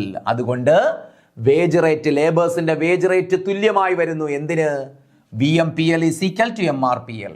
VMPLനും MRPLനും രണ്ടും ഈക്വൽ ആണല്ലോ. VMPLും MRPLും ഈക്വൽ ആണെന്ന് പഠിച്ചു. അപ്പോൾ അതിന് തുല്യമായിട്ടായിരിക്കും വേജ് റേറ്റ് വരുന്നത്. അപ്പോൾ എപ്പോഴാണോ VMPLന് അല്ലെങ്കിൽ MRPLന് തുല്യമായിട്ട് വേജ് വരുന്നത്, അവിടെയാണ് വേജ് റേറ്റ് ഡിറ്റർമിൻ ചെയ്യുക, അല്ലെങ്കിൽ ആ പോയിന്റിലാണ് വേജ് റേറ്റ് ഡിറ്റർമിൻ ചെയ്യുക. അപ്പോൾ ഇവിടുത്തെ വേജ് റേറ്റ് എന്ന് പറയുന്നത് എന്തിന് തുല്യമായിരിക്കും? പെർഫെക്റ്റ് കോമ്പറ്റീഷനിൽ wage rate will be equal to value of marginal product of labour or marginal revenue product of labour. കാരണം ഇവിടെ എല്ലാ മാർക്കറ്റിലും ഇത് രണ്ടും തുല്യമാകത്തില്ല കേട്ടോ. ഇവിടെ രണ്ടും തുല്യമാണ്, കാരണം പ്രൈസും മാർജിനൽ റവന്യൂ തുല്യമാണ്. അപ്പോൾ ചിലപ്പോൾ പരീക്ഷയ്ക്ക് ചോദിക്കുക wage rate W is equal to MRPL എന്നേ കാണും, അല്ലെങ്കിൽ W is equal to MPL എന്നേ കാണത്തുള്ളൂ. അത് ഓർത്തിരിക്കണം. ആ ഇതിന് നമ്മളിവിടെ പഠിച്ചപ്പോൾ രണ്ടും കൂടി ഒരുമിച്ച് ഈക്വറ്റ് ചെയ്ത് W is equal to wage rate is equal to VMPL അല്ലേ? VMPL അവിടെ നോക്ക്, താഴെ നോക്കി. W is equal to VMPL is equal to MRPL എന്ന് പഠിച്ച് പരീക്ഷയ്ക്ക് ചിലപ്പോൾ W is equal to VMPL എന്നോ അല്ലെങ്കിൽ W is equal to MRPL എന്നോ ഏതെങ്കിലും രണ്ടെണ്ണമേ തരും, രണ്ട് തരത്തുള്ളൂ, ടേംസേ തരത്തുള്ളൂ. അത് ഓർത്തോണേ. ഇനി a competitive profit maximum firm will go on employing labor. A competitive profit maximizing firm, ഒരു കോമ്പറ്റേറ്റീവ് ആയിട്ടുള്ള profit maximising firm will go on employing labour. അയാൾ എന്ത് ചെയ്യുന്നു? Go on employing labour. അയാൾ ലേബേഴ്സിനെ എംപ്ലോയ് ചെയ്യുന്നു. അണ്ടിൽ എവിടം വരെയാണ്? ഏത് point? Until wage equals WMPL is equal to MRPL. That is wage rate is equal to value of marginal product of labour is equal to marginal revenue product of labour. അപ്പോൾ ഏത് point വരെയാണ്? ഒരു perfect competitive മാർക്കറ്റിൽ employer എന്ത് ചെയ്യുന്നു? വർക്കേഴ്സിനെ employ ചെയ്യുന്നു. ഏത് point എത്തുന്നത് വരെ? വേജ് റേറ്റും value of marginal product of ലേബറും ഈക്വൽ ആകുന്നത് വരെയാണ് എംപ്ലോയീസ്. പിന്നെ അതിന് കഴിഞ്ഞ ശേഷം എംപ്ലോയ് ചെയ്ത് കഴിഞ്ഞാൽ എന്ത് സംഭവിക്കും? വേജ് റേറ്റ് കൂടും, marginal revenue product of labour കുറയുകയും ചെയ്യും. കാരണം അവർക്ക് കിട്ടുന്ന കോൺട്രിബ്യൂഷൻ, ഒരു വർക്കറുടെ അഡീഷണൽ കോൺട്രിബ്യൂഷൻ കുറയുന്നു, വേജ് റേറ്റ് കൂടുന്നു. അപ്പോൾ അങ്ങനെയാണെങ്കിൽ ലോസ് അല്ലേ വരിക? നഷ്ടമാണ്. അതുകൊണ്ട് ഏത് പോയിന്റ് വരെയാണോ വേജ് റേറ്റും value of marginal product of labour അല്ലെങ്കിൽ മാർജിനൽ റവന്യൂ പ്രോഡക്റ്റ് ഓഫ് ലേബറും ഈക്വൽ ആയിട്ട് വരുന്നത്, ആ പോയിന്റിലായിരിക്കും വർക്കേഴ്സിനെ എംപ്ലോയ് ചെയ്യുന്നത്, അഡീഷണൽ വർക്കേഴ്സിനെ എംപ്ലോയ് ചെയ്യുന്നത് ആര് നിർത്തുന്നത്? ഒരു ഫേം അവസാനിപ്പിക്കുന്നത്. അല്ലാതെ value of marginal revenue product കൂടിയിരുന്നാൽ കുഴപ്പമില്ല, വേജ് റേറ്റ് കുറവാണെങ്കിൽ അവർക്ക് പ്രോഫിറ്റ് ആണ്. എന്നാൽ ചില സമയങ്ങളിൽ എന്താണ്? ഇവരെ മാർജിനൽ റവന്യൂ പ്രോഡക്റ്റ് എന്ത് ചെയ്യും, കുറേ കണ്ടിന്യൂസ് ആയിട്ട് നമ്മൾ ഇങ്ങനെ ഓപ്പറേറ്റ് ചെയ്യുമ്പോൾ നമ്മൾ പറഞ്ഞു law of diminishing returns operate, law of variable proportion operate ചെയ്യുന്നുണ്ട്. കാരണം കണ്ടിന്യൂസ് ആയിട്ട് ലേബേഴ്സിനെ മാത്രം ഉപയോഗിച്ചാൽ ഈ മാർജിനൽ പ്രോഡക്റ്റ് കുറഞ്ഞു വരും. നമ്മൾ ആൾറെഡി പഠിച്ചിട്ടുണ്ട് മാർജിനൽ പ്രോഡക്റ്റ് കുറഞ്ഞു വരും. അപ്പോൾ മാർജിനൽ പ്രോഡക്റ്റ് കുറയുമ്പോൾ അതിൻ്റെ വാല്യൂ കുറയും. വേജ് റേറ്റ് ഫിക്സ്ഡ് ആയിട്ട് നിൽക്കുകയാണ്. അങ്ങനെ ഈ വേജ് റേറ്റും മാർജിനൽ റവന്യൂ പ്രോഡക്റ്റ് തമ്മിൽ ഈക്വൽ ആകും. അങ്ങനെ ആ പോയിന്റ് കഴിഞ്ഞാൽ പിന്നെ എന്താണ് സംഭവിക്കുക, വീണ്ടും value of marginal revenue product കുറയും. അപ്പോൾ അങ്ങനെ കുറയാതിരിക്കാൻ ഇത് ഇക്വേറ്റ് ചെയ്യുന്ന സമയത്ത് അവരും അഡീഷണൽ ലേബേഴ്സിനെ ഉപയോഗിക്കുന്നത് നിർത്തും. അപ്പോൾ വേജ് റേറ്റ് ഫിക്സ് ചെയ്യുന്നത് ഈ പോയിന്റിലാണെന്ന് മനസ്സിലാക്കുക. ഇനി marginal revenue product of labour കിട്ടുന്ന ഇക്വേഷൻ ആണ് MPL ഇൻറ്റു MR. MPL എന്ന് വെച്ചാൽ marginal product of labour into marginal revenue. ഇനി value of marginal product of labour കിട്ടുന്നത് എങ്ങനെയാണ്, MPL marginal product of labour is into market price. അപ്പോൾ ഇത് രണ്ടും ഒന്നാകാൻ കാരണം ഇവിടെ ഇത് രണ്ടും സെയിം ആണ്. പെർഫെക്റ്റ് കോമ്പറ്റീറ്റീവ് മാർക്കറ്റിൽ MR ഉം മാർക്കറ്റ് പ്രൈസും എന്താണ്, സെയിം ആണ്. നമ്മൾ പഠിച്ചിട്ടുണ്ട് P is equal to AR is equal to MR എന്ന് പഠിച്ചിട്ടുണ്ട് അല്ലേ. അപ്പോൾ അതുകൊണ്ട് marginal revenue product is equal to marginal product of labour into marginal revenue. Value of marginal product of labour VMPL is equal to marginal product of labour into market price. ഇത് രണ്ടും equal എന്ന് പറയാൻ കാരണം ഈ മാർക്കറ്റിൽ perfect competitive മാർക്കറ്റിൽ MR ഉം പ്രൈസും ഈക്വൽ ആയതുകൊണ്ടാണ് MRPL is equal to VMPL എന്ന് പറഞ്ഞത്. MRPL നമ്മൾ പറഞ്ഞു marginal revenue product of labour, VMPL value of marginal product of labour. Okay, ഇത്രയുമാണ് മാർജിനൽ പ്രൊഡക്ടിവിറ്റി തിയറി ഓഫ്, അല്ലെങ്കിൽ മാർജിനൽ പ്രൊഡക്ടിവിറ്റി തിയറി എന്ന് പറയുന്നത്, marginal productivity theory of distribution എന്ന് പറയുന്നത്. ക്ലിയർ ആണല്ലോ. ഓക്കെ, ഇതാണ് ഏറ്റവും പ്രധാനപ്പെട്ട ഒരു തിയറി. അതിനകത്ത് ബേസ് ചെയ്ത് W is equal to MRPL, അതിനെ ബേസ് ചെയ്തായിരിക്കും ക്വസ്റ്റ്യൻ വരിക, ഓർത്ത് വെച്ചിരിക്കുക. അടുത്ത നമ്മൾ രണ്ടാമത്തെ തിയറി, അടുത്ത തിയറിയിലേക്ക് പോകുന്നു. Euler's theorem and adding a problem. Distribution theory തന്നെയാണ്, വളരെ പ്രധാനപ്പെട്ട ഒരു theory. Euler's theorem and adding a problem. Adding a problem, ഇതാണ് തിയറിയുടെ പേര്. Euler's theorem was developed by Swiss mathematician Leonhard Euler. ഇതാരാണ്ട് ഡെവലപ്പ് ചെയ്തത്, ലിയോൺഹാർഡ് ഊളർ ആണ് ഇത് ഡെവലപ്പ് ചെയ്തത്. അപ്പോൾ Euler's theorem was developed by the Swiss mathematician Leon Euler. Euler എന്ന് പറഞ്ഞാലും മതി, ആ പേരിൽ തന്നെ ഉണ്ടല്ലോ. ഇദ്ദേഹമാണ് ഇത് ഡെവലപ്പ് ചെയ്തത്. It is a mathematical relationship that applies to any homogeneous function. അപ്പോൾ it is a mathematical relationship, ഇതൊരു മാത്തമാറ്റിക്കൽ ആയിട്ടുള്ള പ്രൊഡക്ഷൻ റിലേഷൻഷിപ്പ് ആണ്, അല്ലെങ്കിൽ ഒരു റിലേഷൻഷിപ്പ് ആണ്. That applies to any homogeneous production function. ഇത് ഏത് homogeneous production function, homogeneous production function അറിയാമല്ലോ, കോൺസ്റ്റന്റ് റിട്ടേൺസ് സ്കെയിൽ, അല്ലെങ്കിൽ linear homogeneous production function of degree first നമ്മൾ പഠിച്ചതാണ്. എന്ന് വെച്ചാൽ ഇൻപുട്ടിൽ ഉണ്ടാകുന്ന സെയിം പ്രപ്പോർഷനുള്ള ചേഞ്ച് തന്നെ എവിടെ ഉണ്ടാകുന്നു, ഔട്ട്പുട്ടിൽ ഉണ്ടാകുന്നു. It is called homogeneous production function. ഇങ്ങനെ ഏതൊരു ഹോമോജീനിയസ് പ്രൊഡക്ഷൻ ഫംഗ്ഷനിലും അപ്ലൈ ചെയ്യാൻ പറ്റുന്ന ഒരു റിലേഷൻഷിപ്പാണ് ഏത്, ഇവിടെ പ്രതിപാദിക്കുന്ന യൂളേഴ്സ് തിയറത്തിൽ പ്രതിപാദിക്കുന്നത്. ഇനി നോക്ക്, it is A production function അല്ലേ, a production function is homogeneous of degree 1 and factors are paid to equal to marginal product, total product is exhausted. അപ്പോൾ നോക്ക് എന്താണ് ഇതിന്റെ പ്രത്യേകതയായിട്ട് അവർ പറയുന്നത്, if a production function, ഇറ്റല്ല അവിടെ if എന്നാണ്, if a production function, നോക്കണേ, if a production function is homogeneous of degree 1, production function, ഇക്കോണമിയിലെ production function എന്താണെങ്കിൽ homogeneous of degree 1, homogeneous of degree 1 എന്ന് വെച്ചാൽ കോൺസ്റ്റന്റ് റിട്ടേൺസ് ടു സ്കെയിൽ ആണെങ്കിൽ, നമ്മൾ already പഠിച്ചതാണ്. അങ്ങനെയാണെങ്കിൽ അതുപോലെ എന്താണ്, and factors are paid equal to marginal product, ഓരോ ഫാക്ടേഴ്സും അതിന്റെ മാർജിനൽ പ്രോഡക്റ്റിനനുസരിച്ചിട്ടാണ് പേയ്മെന്റ് കൊടുക്കുന്നതെങ്കിൽ, നമ്മൾ മാർജിനൽ പ്രൊഡക്ടിവിറ്റി തിയറി പഠിച്ചു. അങ്ങനെയാണെങ്കിൽ എന്ത് സംഭവിക്കും, total product exhausted, total product ഇല്ലാതാകും. അവിടെ ടോട്ടൽ പ്രോഡക്റ്റ് പിന്നെ അവശേഷിക്കില്ല, ടോട്ടൽ പ്രോഡക്റ്റ് പിന്നെ ഉണ്ടാകില്ല എന്നാണ് പറയുന്നത്. കാരണം ടോട്ടൽ പ്രോഡക്റ്റിൽ നിന്ന് കിട്ടുന്ന ബെനിഫിറ്റ് മൊത്തം ആർക്കേ കൊടുക്കാനേ കാണൂ, ഫാക്ടേഴ്സിന് കൊടുക്കാനേ കാണൂ. പിന്നെ പ്രോഫിറ്റ് ആയിട്ട് ആർക്കൊന്നുമില്ല, ഓണർക്കൊന്നും കിട്ടുന്നില്ല, ഫേമിനൊന്നും കിട്ടുന്നില്ല. അപ്പോൾ എന്താണ്ട്, if production function is homogeneous of degree 1, production function എന്തായിരിക്കണം, കോൺസ്റ്റന്റ് റിട്ടേൺസ് സ്കെയിൽ ആയിരിക്കണം, അല്ലെങ്കിൽ ഹോമോജീനിയസ് ഓഫ് ഡിഗ്രി 1 ആയിരിക്കണം. അതുപോലെ ഫാക്ടേഴ്സ് ഓഫ് പ്രൊഡക്ഷന് പേയ്മെന്റ് കൊടുക്കുന്ന എന്തിന്റെ അടിസ്ഥാനത്തിലായിരിക്കണം, മാർജിനൽ പ്രോഡക്റ്റിന്റെ വാല്യൂവിന് തുല്യമായിട്ടായിരിക്കണം. അങ്ങനെയാണെങ്കിൽ ടോട്ടൽ പ്രോഡക്റ്റ് ഈസ് എക്സ്ട്രാക്ട്, അവിടെ വരുമ്പോൾ എന്തില്ലാതാകും, ടോട്ടൽ പ്രോഡക്റ്റ് ഇല്ലാതാകും. എന്ന് വെച്ചാൽ ടോട്ടൽ പ്രോഡക്റ്റ് ഉണ്ട്, പക്ഷെ അതിൽ നിന്ന് വാല്യൂ ഒന്നുമില്ല. ടോട്ടൽ പ്രോഡക്റ്റിന്റെ വാല്യൂ ആർക്കെടുക്കും, ഫേമിന് പ്രത്യേകിച്ച് ഒരു ബെനിഫിറ്റും ഇല്ല. കാരണം പിന്നീട് കിട്ടുന്ന വാല്യൂ എല്ലാം ആർക്കാണ് പോകുന്നത്, ഇക്കാര്യം മാർജിനൽ പ്രോഡക്റ്റിന് തുല്യമായിട്ട് വേജ് റേറ്റ്, അല്ലെങ്കിൽ മാർജിനൽ പ്രോഡക്റ്റിന് തുല്യമായിട്ട് പേയ്മെന്റ്, ഫാക്ടേഴ്സിന് പേയ്മെന്റ് കൊടുത്തു കഴിഞ്ഞാൽ എന്ത്, മാർജിനൽ പ്രോഡക്റ്റിന്റെ വാല്യൂ, അഡീഷണൽ ആയിട്ട് കിട്ടുന്ന പ്രോഡക്റ്റിന്റെ വാല്യൂ മൊത്തം ആർക്ക് പോകും, ആർക്ക് ഡിസ്ട്രിബ്യൂട്ട് ചെയ്ത് പോകും, ഫാക്ടേഴ്സിന് ഡിസ്ട്രിബ്യൂട്ട് ചെയ്ത് പോകും. ആർക്കൊന്നുമില്ല, ആർക്കും മെച്ചമൊന്നുമില്ല, പ്രൊഡ്യൂസർക്ക് മെച്ചമൊന്നും ഇല്ല. കാരണം മാർജിനൽ പ്രോഡക്റ്റിൻ എല്ലാം കൂടെ കൂട്ടുമ്പോഴാണ് എന്ത് കിട്ടുന്നത്? ടോട്ടൽ പ്രോഡക്റ്റ് കിട്ടുന്നത്. മാർജിനൽ പ്രോഡക്റ്റ് എല്ലാം കൂടി ആഡ് ചെയ്യുമ്പോഴാണ് ടോട്ടൽ പ്രോഡക്റ്റ് കിട്ടുക. അപ്പോൾ ഈ മാർജിനൽ പ്രോഡക്റ്റ് വേജ് റേറ്റിന് തുല്യമാണെങ്കിൽ ഇതെല്ലാം കൂടി ആഡ് ചെയ്യുമ്പോൾ ടോട്ടൽ പ്രോഡക്റ്റും വേജ് റേറ്റും ഈക്വൽ ആയി പോകും. അപ്പോൾ ടോട്ടൽ പ്രോഡക്റ്റ് എക്സോസ്റ്റഡ്, പിന്നീട് ടോട്ടൽ പ്രോഡക്റ്റ് ഇല്ലാതാകുന്നു. ടോട്ടൽ പ്രോഡക്റ്റിൽ നിന്ന് യാതൊരു ബെനിഫിറ്റും ഉണ്ടാകുന്നില്ല. അതാണ് ടോട്ടൽ പ്രോഡക്റ്റ് എക്സോസ്റ്റഡ് എന്ന് പറഞ്ഞേക്കുന്നത്. ഇതാണ് യൂളേഴ്സ് തിയറം പ്രതിപാദിക്കുന്നത്. ഓക്കെ, നോക്ക്. When total product is exhausted, pure economic profit will be zero. Total product ഇല്ലാതാകുമ്പോൾ ഇക്കണോമിക് പ്രോഫിറ്റ് എന്ന് വെച്ചാൽ അവർക്ക് പിന്നെ എക്സ്ട്രാ പ്രോഫിറ്റ് അല്ലെങ്കിൽ സൂപ്പർ നോർമൽ പ്രോഫിറ്റ് എന്ത് ചെയ്യുന്നു? ഇല്ലാതാകുന്നു. ഇക്കണോമിക് പ്രോഫിറ്റിൽ സീറോ ആകുന്നു ഇൻ ദ ലോങ് റൺ. ഏത് പീരീഡിലാണ്? ഓപ്പറേറ്റ് ചെയ്യുന്നപ്പോഴാണ്? ലോങ് റണ്ണിലാണ്, ഷോർട്ട് റണ്ണിലല്ല, ലോങ് റൺ. അപ്പോൾ പ്രോഡക്റ്റ് എക്സോസ്റ്റഡ് ആകുമ്പോൾ, ഇല്ലാതാകുമ്പോൾ, ടോട്ടൽ പ്രോഡക്റ്റ് ഇല്ലാതാകുമ്പോൾ പ്യുവർ ഇക്കണോമിക് പ്രോഫിറ്റ്, അവർക്ക് കിട്ടിക്കൊണ്ടിരുന്ന ഇക്കണോമിക് പ്രോഫിറ്റ് സീറോ ആകുന്നു. എവിടെ? In the long run. Euler's theorem is a generalization of Fermat's little theorem. മറ്റൊരു തിയറം ഉണ്ട്, നമുക്ക് പഠിക്കാനില്ലാത്ത തിയറമാണ്, അത് ജസ്റ്റ് ഞാൻ ഉൾപ്പെടുത്തിയെന്നേ ഉള്ളൂ. ചിലപ്പോൾ ഇങ്ങനെ ചോദിച്ചേക്കാം. ഫെർമാറ്റ്സ് ലിറ്റിൽ തിയറം എന്ന് പറയുന്ന ഇതുപോലെ പ്രതിപാദിക്കുന്ന ഒരു തിയറി ഉണ്ട്. ഇതുപോലെ ഫാക്ടർ പ്രൈസിങ്ങിനെ കുറിച്ച് പ്രതിപാദിക്കുന്ന തിയറിയാണ്. ആ തിയറിയുടെ ഒരു ജനറലൈസേഷൻ ആണ്. അതിനകത്തുള്ള ചില അഡിഷൻസ് ഒക്കെയാണ്, അല്ലെങ്കിൽ അതിനകത്തുള്ള ഒരു ജനറലൈസേഷൻ ആണ്, അപ്രോക്സിമേഷൻ ആണ് ഏത്? യൂളേഴ്സ് തിയറം എന്ന് പറയുന്നത്. ജസ്റ്റ് ഒന്ന് നോട്ട് ചെയ്ത് വെച്ചിരുന്നാൽ മതി. Euler's theorem is a generalization of Fermat's little theorem. അത്ര ഇമ്പോർട്ടന്റ് പോയിന്റ് അല്ല, ഞാൻ ഉൾപ്പെടുത്തിയെന്നേ ഉള്ളൂ. ഇനി Euler's theorem and adding a problem എന്നാണ് ടൈറ്റിൽ, അല്ലേ? Euler's theorem and adding a problem. ഈ ആഡിങ് എ പ്രോബ്ലത്തെയാണ് വിളിക്കുന്നത് പ്രോഡക്റ്റ് എക്സ്ട്രാക്ഷൻ തിയറം എന്ന് വിളിക്കും. Product extraction theorem.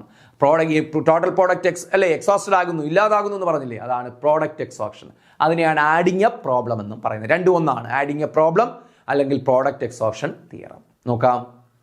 Product extraction theorem States that if all factors of production are paid equal to their marginal product, then total product will fully exhaust. നമ്മൾ നേരത്തെ പറഞ്ഞു തന്നെയാണ്, അതുകൊണ്ട് പറയുന്നതേ ഉള്ളൂ.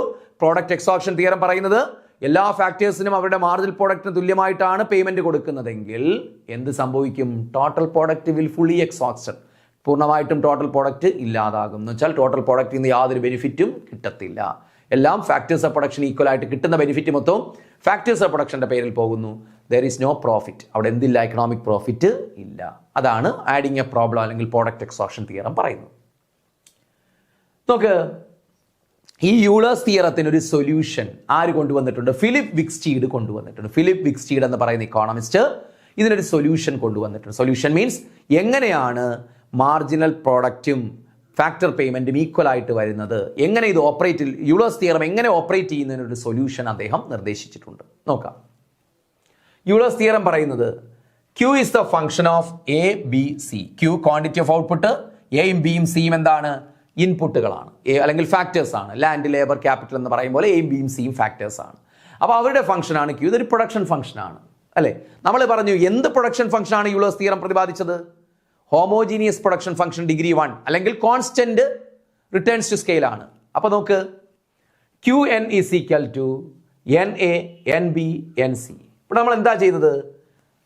ഈ nth ഫാക്ടർ ഇതിൻ്റെ കൂടെ ആഡ് ചെയ്ത് കൊടുത്തു.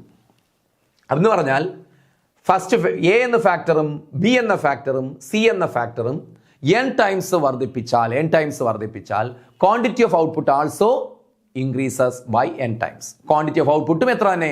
n ടൈംസ് തന്നെ വർദ്ധിക്കും. മനസ്സിലായില്ലേ? It is called homogeneous production function of degree 1 അല്ലെങ്കിൽ കോൺസ്റ്റന്റ് റിട്ടേൺസ് ടു സ്കെയിൽ.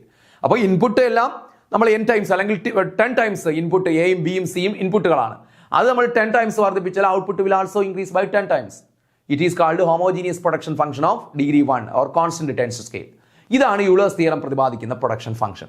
ഇവിടെ ഈ സിറ്റുവേഷനിൽ ഈ ഓരോ ഫാക്ടേഴ്സിനും അവരുടെ മാർജിനൽ പ്രോഡക്റ്റിന് തുല്യമായിട്ടുള്ള പേയ്മെന്റ് ആണ് കൊടുക്കുന്നതെങ്കിൽ ടോട്ടൽ പ്രോഡക്റ്റ് എക്സോസ്റ്റഡ് ആവും. അത് ആര് പ്രൂവ് ചെയ്യുകയാണ്? ഫിലിപ്പ് വിക്സ്റ്റീഡ് പ്രൂവ് ചെയ്യുകയാണ്. It indicates constant returns to scale. ഇതാണ് കോൺസ്റ്റന്റ് റിട്ടേൺസ് ടു സ്കെയിൽ. ആര് പറയുന്ന കോൺസ്റ്റന്റ് റിട്ടേൺസ് സ്കെയിൽ? യൂളർ തിയറിയിൽ പറയുന്ന constant returns scale.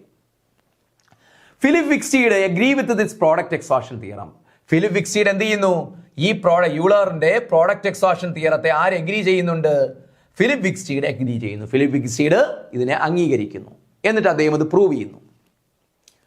Q is equal to MPL into L, MPK into K plus MPE into E. നോക്ക്, അദ്ദേഹം പറയുന്ന Q quantity of output എന്ന് പറയുന്നത് എന്തിന് തുല്യമാണ്? Marginal product of labour, MPL എന്ന് വെച്ചാൽ marginal product of labour, into L എന്ന് വെച്ചാൽ എമൗണ്ട് ഓഫ് ലേബർ, അവിടെ വർക്ക് ചെയ്യുന്നവരുടെ എണ്ണം, plus marginal product of MPK, marginal product of capital into K എന്ന് വെച്ചാൽ amount of capital, marginal product of entrepreneur MPE, entrepreneur into E, amount of entrepreneurs. Okay, അപ്പോൾ MPL into L plus MPK into K plus MPE into E, ഇതാണ് ഇതിൻ്റെ equation. എന്ന് പറഞ്ഞാൽ ഒരു product exhaustion theory അനുസരിച്ച് quantity of output, total output എന്ന് പറയുന്നത് എന്തിന് തുല്യമായിട്ട് വരുന്നു? മാർജിനൽ പ്രോഡക്റ്റ് ഓഫ് ലേബറിന്, അല്ലെങ്കിൽ total value of marginal product. Total value of marginal product കിട്ടണമെങ്കിൽ, ലേബറിന്റെ ടോട്ടൽ വാല്യൂ കിട്ടണമെങ്കിൽ ലേബറിന്റെ മാർജിനൽ പ്രോഡക്റ്റിനെ ലേബേഴ്സിന്റെ എണ്ണം കൊണ്ട് മൾട്ടിപ്ലൈ ചെയ്യണം. അതാണ് MPL ഇൻറ്റു L എന്ന് പറയുന്നത്. MPL ഇൻറ്റു L എന്ന് വെച്ചാൽ മാർജിൽ ഓരോ ലേബേഴ്സിന്റെ മാർജിനൽ പ്രോഡക്റ്റിനെ എന്തുകൊണ്ട് മൾട്ടിപ്ലൈ ചെയ്യണം? ടോട്ടൽ എമൗണ്ട് ഓഫ് ലേബർ കൊണ്ട് മൾട്ടിപ്ലൈ ചെയ്യുമ്പോൾ ലേബറിന്റെ ടോട്ടൽ മാർജിനൽ പ്രോഡക്റ്റ് കിട്ടും. അതാണ് MPL ഇൻറ്റു L. ഇനി MPK ഇൻറ്റു K എന്ന് വെച്ചാൽ എന്താണ്?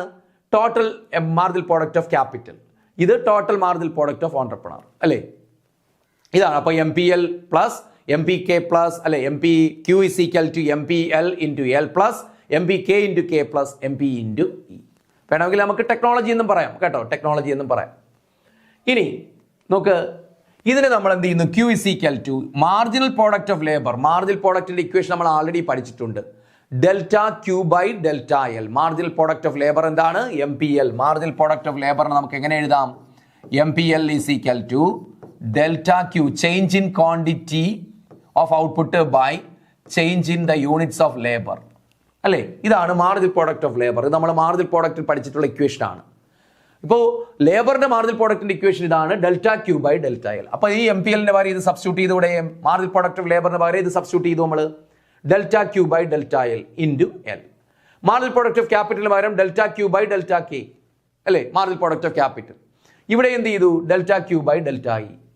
അപ്പോൾ ഇതിന്റെ ഇക്വേഷൻ നോക്ക്, ഈ Q is equal to MPL into L, MPK into K plus MPE into E.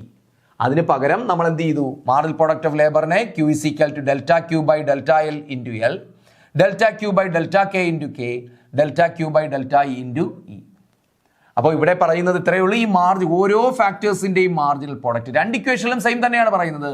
ഓരോ ഫാക്ടേഴ്സ് ഓഫ് പ്രൊഡക്ഷന്റെയും ഓരോ ഫാക്ടറിന്റെയും മാർജിനൽ പ്രോഡക്റ്റും ടോട്ടൽ ഔട്ട്പുട്ടും എന്തായി വരുന്നു? തുല്യമായി വരുന്നു എന്നാണ് ഇക്വേഷനിലൂടെ ആര് പറയുന്നത്? ഫിലിപ്പ് വിക്സ്റ്റീഡ് പറയുന്നത്. ഇങ്ങനെ വരുമ്പോൾ അത് യാതൊരു പ്രയോജനം എന്ന് വെച്ചാൽ എന്താണ്? ഈ ക്യൂവിന്റെ വാല്യൂ മൊത്തവും മൂന്നായിട്ട് ഡിസ്ട്രിബ്യൂട്ട് ചെയ്തപ്പോൾ, മൂന്ന് ഫാക്ടറിന് മാത്രമായിട്ട് ഡിസ്ട്രിബ്യൂട്ട് ചെയ്ത് പോയി. അവിടെ പ്രത്യേകിച്ച് എന്താണ്? പ്രത്യേകിച്ച് ഒരു പ്രോഫിറ്റ് എറൈസ് ചെയ്യുന്നുണ്ടോ? ഇല്ല. കാര്യം ഇവർ മൂന്ന് പേരും എന്തിൽ ഓപ്പറേറ്റ് ചെയ്യുന്നവരാണ്?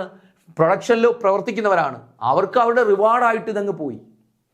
ഇത് പിന്നെ എക്സ്ട്രാ അവിടെ ഒന്നുമില്ല. പിന്നെ ഉത്പാദനം നടത്തിയിട്ട് കാര്യമുണ്ടോ? അതുകൊണ്ടാണ് ടോട്ടൽ പ്രൊഡക്റ്റ് ഇല്ല, അഡീഷണൽ ടോട്ടൽ പ്രോഡക്റ്റ് ഇല്ല എന്ന് പറയുന്നത്. വെച്ചാൽ വാല്യൂ ഇല്ല എന്ന് പറയുന്നു. അപ്പോൾ ക്യൂവും മാർജിനൽ പ്രോഡക്റ്റ്, ഫാക്ടേഴ്സിന്റെ മാർജിനൽ പ്രോഡക്റ്റ് ഇക്വേറ്റ് ചെയ്തതിനെ കുറിച്ചാണ് അദ്ദേഹം പറഞ്ഞത്. ഇങ്ങനെ വരുന്ന സിറ്റുവേഷനിലാണ് പ്രോഡക്റ്റ് എക്സോഷൻ നടക്കുന്നത്, പ്രോഡക്റ്റ് ഇല്ലാതായി മാറുന്നതാണ് ഫിലിപ്പ് വിക്സ്റ്റീഡ് പറയുന്നത്. ഏതിനെ പിന്നെ പ്രൂവ് ചെയ്യാൻ വേണ്ടി? യൂളേഴ്സ് തിയറത്തെ പ്രൂവ് ചെയ്യാൻ വേണ്ടി. നോക്ക്, employer will give employment to employees. തൊഴിലാളികൾക്ക് എംപ്ലോയർ തൊഴിൽ നൽകുന്നു till the marginal product is equal to wage rate. ഏതുവരെ? വേജ് റേറ്റിന് തുല്യമായിട്ട് മാർജിനൽ പ്രോഡക്റ്റ് വരുന്നത് വരെയാണ് എംപ്ലോയർ എംപ്ലോയീസിന് പിന്നെ വേജ് റേറ്റ് നൽകണമെങ്കിൽ മാർജിനൽ പ്രോഡക്റ്റ് ഈക്വൽ ആയിട്ട് വരുന്നത് വരെയാണ് തൊഴിലാളികളെ നിയമിക്കുന്നത്. പിന്നീട് നിയമിച്ചാൽ പ്രോഡക്റ്റ് കിട്ടും, പക്ഷെ അതുകൊണ്ട് എംപ്ലോയർക്ക് യാതൊരു പ്രയോജനവും ഇല്ല. കാര്യം പ്രോഡക്റ്റ് എക്സോഷൻ നടന്നു, പ്രോഡക്റ്റ് ഇല്ലാതായി മാറി. ഓക്കെ, ഇനി അസംഷൻസ് ഓഫ് യൂളേഴ്സ് തിയറമാണ്. യൂളേഴ്സ് തിയറത്തിന്റെ assumptions: linear homogeneous production function അല്ലെങ്കിൽ കോൺസ്റ്റന്റ് റിട്ടേൺസ് സ്കെയിൽ നമ്മൾ പറഞ്ഞതാണ്. പെർഫെക്റ്റ് കോമ്പറ്റീഷൻ ആണ് ഇവിടെയുള്ള market. Divisible factors of production. Factors of production നമുക്ക് നമ്മളെ ഇഷ്ടാനുസരണം കൂട്ടുകയും കുറയ്ക്കുകയൊക്കെ ചെയ്യാം. ഡിവിസിബിൾ ആണ്, എണ്ണം കൂട്ടുകയും കുറയ്ക്കുകയും ചെയ്യാം. Complementary factors of production. Complementary factors എന്ന് വെച്ചാൽ ഫാക്ടേഴ്സ് ഓഫ് പ്രൊഡക്ഷൻ ഒരുമിച്ചാണ് ഉപയോഗിക്കുന്നത്. കോംപ്ലിമെന്ററി ആണ്, ഓരോ ഫാക്ടേഴ്സ് ഓഫ് പ്രൊഡക്ഷൻ അല്ല, എല്ലാം കൂടി ഒരുമിച്ചാണ്. കോംപ്ലിമെന്ററി, പരസ്പര പൂരകങ്ങളായിട്ട് ഒരുമിച്ച് ഉപയോഗിക്കുന്നു. Complementary factor of production. Static economy എന്താണ്? സ്റ്റാറ്റിക് എന്ന് വെച്ചാൽ ഡൈനാമിക് അല്ല, സ്ഥിരമായിട്ടുള്ള ഒരു ഇക്കോണമിയാണ്. മാത്രമല്ല ഇത് ഓപ്പറേറ്റ് ചെയ്യുന്നത് ലോങ് റണ്ണിലാണ്, not in short run. Okay, ഇതാണ് ഇതിന്റെ പ്രധാനപ്പെട്ട അസംഷൻസ്. ഏതൊക്കെയാണ് യൂളേഴ്സ് തിയറിയുടെ assumptions? Linear homogeneous production function അല്ലെങ്കിൽ constant returns scale, perfect competition, divisible factors of production, complementary factor of production, static economy, long run. Okay, ഇതൊന്ന് just ഓർത്തിരുന്നാൽ മതി അതിൻ്റെ അസംഷൻ. അതുപോലെ ഒരെണ്ണം കൂടിയുണ്ട്, നോർമൽ പ്രോഫിറ്റ്. ഇവർക്ക് കിട്ടുന്ന എന്താണ്? നോർമൽ. കാരണം എന്താണ്? ഇക്കണോമിക് പ്രോഫിറ്റ് കിട്ടില്ല, പക്ഷെ അവർക്ക് ഓപ്പറേറ്റ് ചെയ്ത് പോകാനുള്ള പ്രോഫിറ്റ് കിട്ടും. റവന്യൂവിന് അവരുടെ ഔട്ട്പുട്ടും മാർജിനൽ പ്രോഡക്റ്റും തുല്യമാണ്. ആ പ്രോഫിറ്റാണ് നോർമൽ പ്രോഫിറ്റ്. അത് കിട്ടുന്നുണ്ട്. നോർമൽ നമ്മൾ ആൾറെഡി പഠിച്ചിട്ടുണ്ട്, പെർഫെക്റ്റ് കോമ്പറ്റീഷനിലൊക്കെ നോർമൽ പ്രോഫിറ്റ് കിട്ടും. അല്ലാതെ ഇക്കണോമിക് പ്രോഫിറ്റ് ഇല്ല, സൂപ്പർ നോർമൽ പ്രോഫിറ്റ് ഇല്ല. ഒരു ഫേമിനെ മുന്നോട്ട് നയിക്കുന്ന എന്താണ്? അവർക്ക് കിട്ടുന്ന സൂപ്പർ നോർമൽ പ്രോഫിറ്റ് ആണ്. പക്ഷേ ഇവിടെ ജസ്റ്റ് അവർക്ക് നിലനിന്ന് പോകാൻ ആവശ്യമായ ഒരു പ്രോഫിറ്റേ കിട്ടത്തുള്ളൂ. അത് നോർമൽ പ്രോഫിറ്റ് ആണെന്നാണ് പറയുന്നത്. ഓക്കെ, ഇത്രയുമാണ് യൂളേഴ്സ് തിയറം. യൂളേഴ്സ് തിയറം മനസ്സിലായി കാണുമെന്ന് കരുതുന്നു. അപ്പോൾ നമ്മൾ ഏതൊക്കെ പറഞ്ഞു? മാർജിനൽ പ്രൊഡക്ടിവിറ്റി തിയറിയും അതുപോലെ യൂളേഴ്സ് തിയറും. ഇനി നമ്മളെ ലാസ്റ്റ് തിയറിയാണ് Ricardian theory of distribution. Ricardian theory of distribution proposed by the British economist David Ricardo. ഇതാരാണ്ട് പ്രപ്പോസ് ചെയ്തത്? ബ്രിട്ടീഷ് ഇക്കോണമിസ്റ്റ് ആയിട്ടുള്ള ഡേവിഡ് റിക്കാർഡോയാണ് ഈ തിയറി കൊണ്ടുവന്നത്. ആ പേരിൽ തന്നെ ഉണ്ട്. It is a classical theory. ഇതൊരു ക്ലാസിക്കൽ തിയറി ഓഫ് ഡിസ്ട്രിബ്യൂഷൻ ആണ്. മാക്സിയം തിയറി നമ്മൾ പഠിച്ചിട്ടില്ലേ? അതും ക്ലാസിക്കൽ തിയറി ഓഫ് ഡിസ്ട്രിബ്യൂഷൻ ആണ്. റിക്കാർഡിയൻ തിയറിയും ക്ലാസിക്കൽ തിയറിയാണ്. It is a classical theory that explains how total output or national income, എങ്ങനെയാണ് ടോട്ടൽ ഔട്ട്പുട്ട് അല്ലെങ്കിൽ national income of A society is distributed among the three main factors of production, land, labour and capital. അപ്പോൾ ഈ theory പറയുന്നത് എന്താണ്? എങ്ങനെയാണ് ദേശീയ ഉൽപ്പന്നം അല്ലെങ്കിൽ ദേശീയ വരുമാനം distributed among the three main factors of production, land, labour and capital. അപ്പോൾ ഈ തിയറിയിൽ ഇത്രയാണ് പറയുന്നത്, എങ്ങനെയാണ് നാഷണൽ ഔട്ട്പുട്ട് മൂന്ന് പ്രധാനപ്പെട്ട ഫാക്ടേഴ്സ് ഓഫ് പ്രൊഡക്ഷൻ ആയ ലാൻഡ്, ലേബർ, ക്യാപിറ്റൽ എന്നിവർക്കിടയിൽ വിതരണം ചെയ്യുന്നത് എന്നതാണ് ഈ തിയറി പ്രതിപാദിക്കുന്നത്. ഓക്കെ, ഇനി David Ricardo divided income into 3 parts. David Ricardo ഇൻകത്തെ 3 ഭാഗങ്ങളായിട്ട് തിരിച്ചു. ഒന്ന് റെന്റ്, വേജസ്, പ്രോഫിറ്റ്. അപ്പോൾ റിക്കാർഡോ പറഞ്ഞു എങ്ങനെയാണ് നാഷണൽ ഔട്ട്പുട്ട് 3 ഫാക്ടേഴ്സ് ഓഫ് പ്രൊഡക്ഷനിൽ വിതരണം ചെയ്യപ്പെടുന്നത്. ഏതൊക്കെയാണ്? Land, labour, capital. അപ്പോൾ ഇവിടെ എന്ത് ചെയ്തു? റിക്കാർഡ് എന്ത് ചെയ്യാണ്? Divided income into 3 parts. കാരണം 3 കൂട്ടർക്ക് കിട്ടുന്ന റിവാർഡായിട്ട് നമുക്ക് തിരിക്കാമല്ലോ. റെന്റ് ആർക്ക് കിട്ടുന്നതാണ്? ലാൻഡിന് കിട്ടുന്ന റെന്റ്, ലേബേഴ്സിന് കിട്ടുന്ന വേജസ്, അതുപോലെ പിന്നെ ആർക്ക്? ഓർഗനൈസർക്ക് പ്രോഫിറ്റ്. ഇങ്ങനെ 3 ആയിട്ട് തിരിച്ചു. അല്ലെങ്കിൽ ക്യാപിറ്റലിസ്റ്റിന് അല്ലെ പ്രോഫിറ്റ്, ക്യാപിറ്റലിസ്റ്റിന്, ക്യാപിറ്റൽ അല്ല ഉദ്ദേശിച്ചത്, ക്യാപിറ്റലിസ്റ്റിന് പ്രോഫിറ്റ്. ഇങ്ങനെ 3 കൂട്ടർക്ക് ഇത് കിട്ടുന്നുണ്ട്. ഏത് രൂപത്തിൽ? Rent, wages, profit. ഇങ്ങനെ 3 ആയിട്ടാണ് എന്തിനെ ഡിവൈഡ് ചെയ്തിരിക്കുന്നത്? നാഷണൽ ഔട്ട്പുട്ട് ഡിവൈഡ് ചെയ്തിരിക്കുന്നതാണ്. ആര് പറയുന്നത്?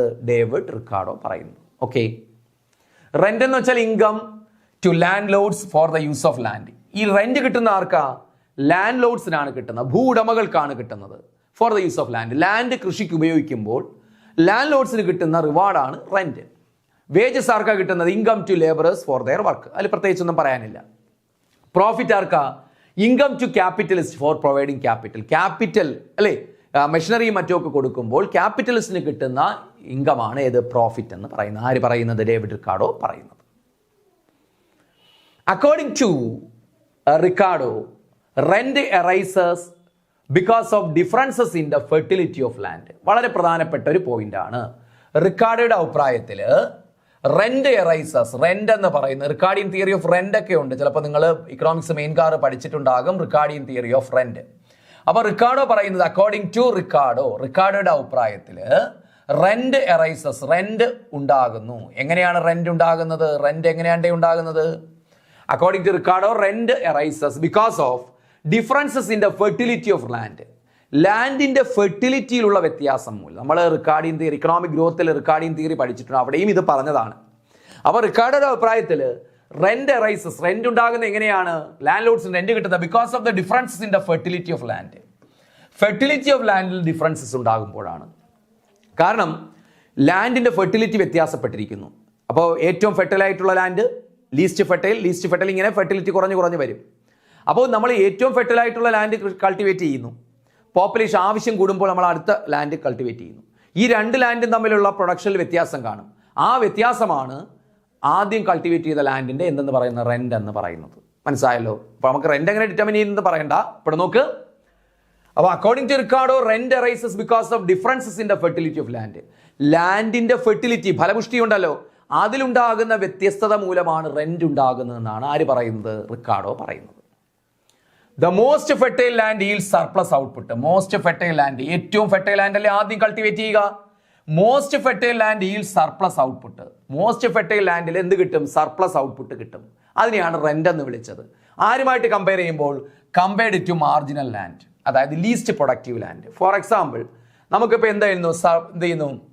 മോസ്റ്റ് ഫെർട്ടൈൽ ലാൻഡ്, അത് നമുക്ക് എക്സ് എന്ന് വിളിക്കാം. മോസ്റ്റ് ഫെർട്ടൈൽ ലാൻഡിൽ നിന്ന് കിട്ടിയ ഔട്ട്പുട്ട് എന്ന് പറയുന്നത് എത്രയാണ്? 100 യൂണിറ്റ് എന്ന് വെച്ചോ, 100 യൂണിറ്റ്.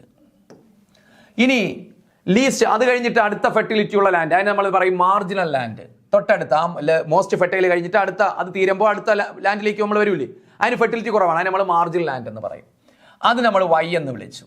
അതിൽ നിന്ന് കിട്ടിയത് ഈ 100 യൂണിറ്റ് കിട്ടില്ലല്ലോ, അതിന് ഫെർട്ടിലിറ്റി കുറവാണ്. അതിൽ നിന്ന് കിട്ടുന്ന എത്രയാണ്? 80 യൂണിറ്റ് എന്ന് വെച്ചോ, 80 യൂണിറ്റ്. അപ്പോൾ എക്സ് എന്ന് പറയുന്ന ഇതിൽ നിന്ന് മോസ്റ്റ് ഫെർട്ടൈൽ ലാൻഡിന് കിട്ടുന്ന റെന്റ് എന്ന് പറയുന്നത് 100 മൈനസ് 80 ആയിരിക്കും. അപ്പോൾ എത്രയായിരിക്കും? 20. ഇതാണ് ആർക്ക് കിട്ടുന്ന റെന്റ് എന്ന് പറയുന്നത്? ഫസ്റ്റ് ലാൻഡിന് കിട്ടുന്ന റെന്റ് എന്ന് പറയുന്നത്. ഇനി വൈക്ക് റെന്റ് കിട്ടണമെങ്കിൽ എന്താണ്? അടുത്ത ലാൻഡ് നോക്കണം. ഇപ്പോൾ അതിനേക്കാൾ ഫലപുഷ്ടി കൊടുക്കുന്ന അടുത്ത ലാൻഡ് ഉണ്ട്, അവിടെ കൃഷി ചെയ്ത 50 യൂണിറ്റ് ആണ്. അപ്പോൾ 80ഉം 50ഉം തമ്മിലുള്ള വ്യത്യാസമാണ് ആർക്ക് കിട്ടുന്നത്? വൈക്ക് കിട്ടുന്ന റെന്റ് എന്ന് പറയുന്നത്. മനസ്സിലായില്ലേ?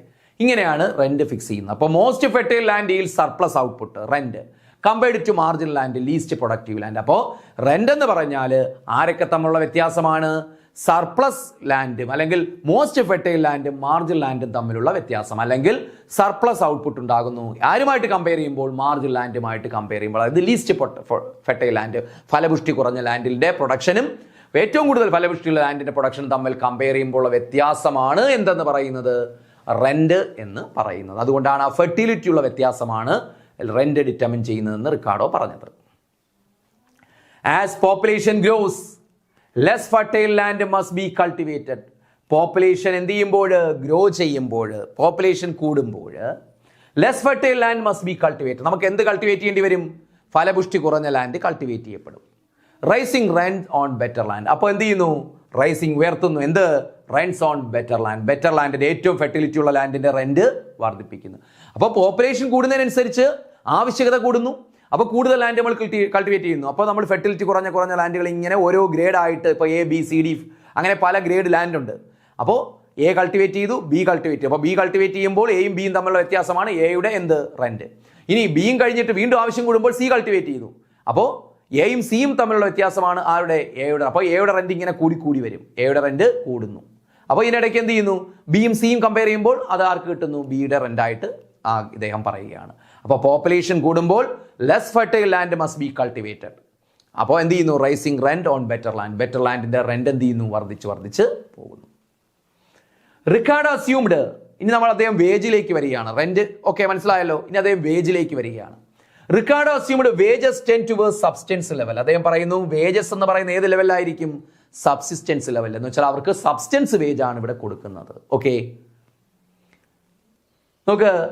If wages rise above substance, wages എന്ത് ചെയ്യുകയാണെങ്കിൽ റൈസ് എബോവ് സബ്സ്റ്റൻസ്, വേജസ് ഒരുപക്ഷേ, സബ്സ്റ്റൻസ് വേജ് ആണ് ഇവിടെ കിട്ടിക്കൊണ്ടിരിക്കുന്നത്, വേജസ് ഒരുപക്ഷേ റൈസ് എബോവ് സബ്സ്റ്റൻസ് ലെവൽ, ഒരുപക്ഷേ വേജ് സബ്സ്റ്റൻസ് ലെവലിന് മുകളിൽ പോയാൽ, ഇപ്പൊ ഏതെങ്കിലും സിറ്റുവേഷനിൽ സബ്സ്റ്റൻസ് ലെവലിനേക്കാൾ നിലനിന്ന് പോകാൻ ആവശ്യമായതിനേക്കാൾ കൂടുതൽ വേജ് കിട്ടിയാൽ പോപ്പുലേഷൻ ഗ്രോത്ത്, അപ്പോൾ എന്തുണ്ടാകും? പോപ്പുലേഷൻ ഗ്രോത്ത് ഉണ്ടാകുമെന്നാണ് അദ്ദേഹം പറയുന്നത്. കാരണം കൂടുതൽ വേജ് കൂടുന്നു, നല്ല സൗകര്യങ്ങൾ വരുന്നു ആളുകൾക്ക്. അപ്പോൾ അവരെന്താണ്? കൂടുതൽ കുട്ടികളെ കുറിച്ച് ചിന്തിക്കുന്നു, മാരേജ് ചെയ്യാത്തവർ മാരേജിനെ കുറിച്ച് ചിന്തിക്കുന്നു, അല്ലെ ഒരു കുട്ടിയുള്ളവർ ഒന്നിലധികം കുട്ടികളെ കുറിച്ച് ചിന്തിക്കുന്നു. ഇതൊക്കെയാണ് ആ തിയറിയിൽ പറയുന്നത് കേട്ടോ. അപ്പോൾ അങ്ങനെ വരുമ്പോൾ എന്ത് ചെയ്യുന്നു? Population growth will increase, population growth വർദ്ധിക്കുന്നു. ലേബർ സപ്ലൈ, അതിനനുസരിച്ച് എന്താണ്? ലേബർ സപ്ലൈ കൂടും. പോപ്പുലേഷൻ കൂടുമ്പോൾ ലേബർ സപ്ലൈ കൂടില്ലേ? ലേബർ സപ്ലൈ കൂടും. അങ്ങനെ എന്ത് സംഭവിച്ചടേ? And push wages back down. അങ്ങനെ വരുമ്പോൾ എന്താണ്? ലേബർ സപ്ലൈ കൂടും. സപ്ലൈ ഓഫ് ലേബർ കൂടുമ്പോൾ എന്താണ്? കൂടുതൽ ആളുകൾ തൊഴിലിനായിട്ട് വരും, എംപ്ലോയ്മെന്റ് ഓപ്പർച്യൂണിറ്റീസ് കുറവ്, കൂടുതൽ ലേബർസ്. അപ്പോൾ വേജസ് വീണ്ടും താഴേക്ക് വരും. എന്തിലേക്ക് വരും? വീണ്ടും സബ്സ്റ്റൻസ് ലെവലിലേക്ക് തന്നെ വരും. അപ്പോൾ സബ്സ്റ്റൻസ് ലെവലിനേക്കാൾ വേജ് കൂടിയെന്നാൽ എന്ത് സംഭവിക്കും? പോപ്പുലേഷൻ ഗ്രോത്ത് ഉണ്ടാകും.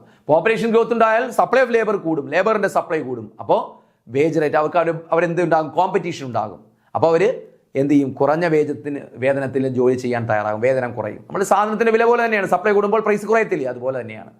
അപ്പോൾ വേജസ് തിരിച്ചെന്തിലേക്ക് വരും? സബ്സ്റ്റൻസ് ലെവലിലേക്ക്. ഇതാണ് അദ്ദേഹം പറഞ്ഞത്. വേജസ് അസ്യൂം അല്ലേ? Ricardo assumed wages tend towards substance level. എങ്ങോട്ട് തന്നെ വരും? സബ്സ്റ്റൻസ് ലെവലിലേക്ക് തന്നെ വരും. ഇങ്ങനെ സബ്സ്റ്റൻസ് ലെവലിലേക്ക് വേജസ് വരുന്നതിന് അദ്ദേഹം വിളിച്ചു അയൺ ലോ ഓഫ് വേജസ്. ഇതിനെയാണ് ഒരു കാരണവശാലും വേജസ് പെർമനന്റ് ആയിട്ട് കൂടിപ്പോകില്ല. ഒരിക്കലും കൂടിയാൽ പിന്നെ തിരിച്ച് സബ്സ്റ്റൻസ് ലെവലിലേക്ക് തന്നെ വരും. ഇതിനെയാണ് അദ്ദേഹം വിളിച്ചത് iron law of wages. Iron law of wages എന്ന് വിളിച്ച. അപ്പോൾ അയൺ ലോ ഓഫ് വേജസ് ആരുടെ കോൺസെപ്റ്റ് ആണ്? റിക്കാർഡോയുടെ കോൺസെപ്റ്റ് ആണ്. ഇനി അപ്പോൾ റെന്റ്, വേജസ്, ഇനി ഒന്നുകൂടി ഉണ്ടല്ലോ പ്രോഫിറ്റ്, അല്ലേ? 3ആയിട്ടാണ് ഡിവൈഡ് ചെയ്തെന്ന് പഠിച്ചില്ലേ നമ്മൾ. അപ്പോൾ profit is the residual income after paying wages and rent. ഇനി പ്രോഫിറ്റ്, ക്യാപിറ്റലിസ്റ്റിന് പ്രോഫിറ്റ് കിട്ടുന്നു ഏതിന് ശേഷമുള്ള എമൗണ്ട് ആണ്? റെന്റും വേജസും കഴിഞ്ഞതിന് ശേഷമുള്ള എമൗണ്ട് ആണ് പ്രോഫിറ്റ് ആയിട്ട് ആർക്ക് കിട്ടുക? പ്രോഫിറ്റ് ആയിട്ട് ക്യാപിറ്റലിസ്റ്റിന് കിട്ടുക. ഏതിന് ശേഷം? റെസിജ്വൽ ഇൻകം, അവശേഷിക്കുന്ന ഇൻകം. ഏതിന് ശേഷം? After paying wages and rent. As rent rises with economic expansion because of diminishing returns in agriculture, profits tend to fall. അപ്പോൾ ഒരുപക്ഷെ എന്താണ്? Rent rises with economic expansion.